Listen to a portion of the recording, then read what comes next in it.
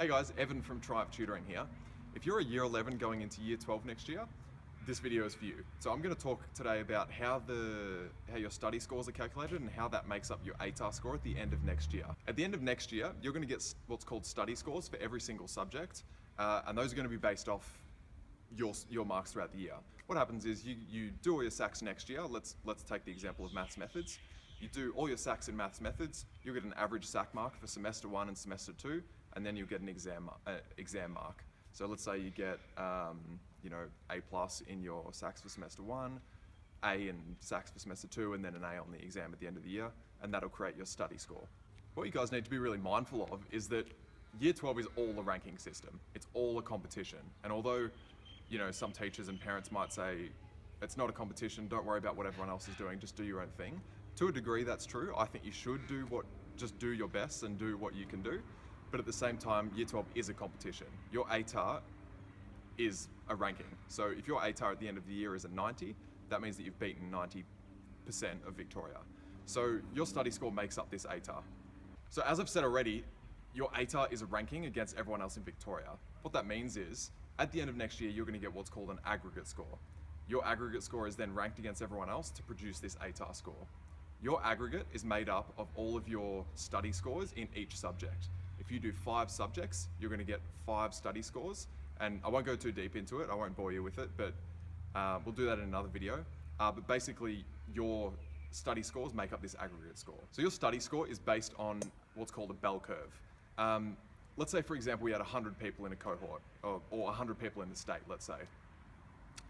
Because the most people get 30, according to this bell curve, let's say that 20 people are going to get a 30. As we go down towards the higher scores, 10 people are going to get a 40, and then a 50 is actually really difficult to get, so only one person is going to get that 50, as opposed to 20 people getting the 30. And the same the other way. So one person is going to get a 10 is actually the lowest score.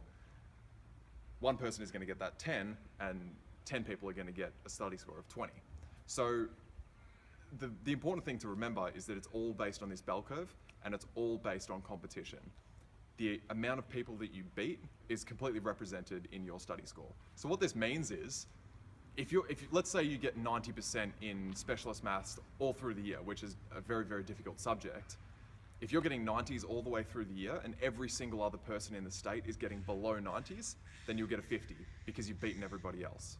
So what we're finding now, especially as a tutoring agency, is that a lot of students are realizing that year 12 is a competition.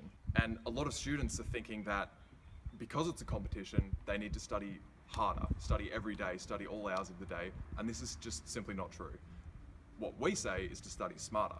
In order to study smarter, you need to know exactly what it is that you need to learn for your upcoming SAC in methods, for example. Studying harder is not necessarily going to yield better results. And what I mean by that is, if you're studying things that you don't need to study for, then it's not going to help you anyway. So talk to your teachers, talk to your tutor if you have one, talk to your relatives who have just gone through year 12. Find out exactly what it is that is going to be on that exam or that SAC, and study that and master that and get really, really good at the questions that you know are going to be on there. Now, although year 12 is a competition, although next year is a competition, it's not a competition about who can study the hardest. It's a competition about who can study the smartest.